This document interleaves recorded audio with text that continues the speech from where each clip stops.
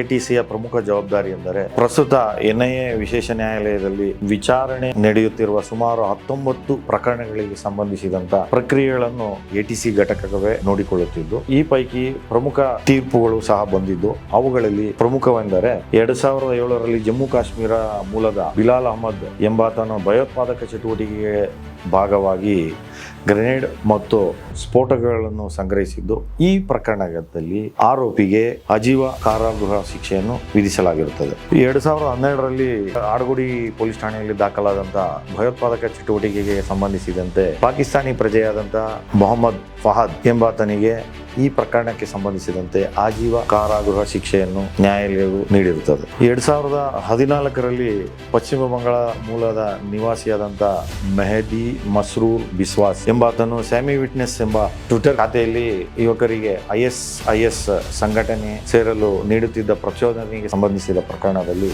ನ್ಯಾಯಾಲಯವು 10 ವರ್ಷಗಳ ಕಾರಾಗೃಹವಾಸ ಶಿಕ್ಷೆಯನ್ನು ಸಹ ವಿಧಿಸಿರುತ್ತದೆ.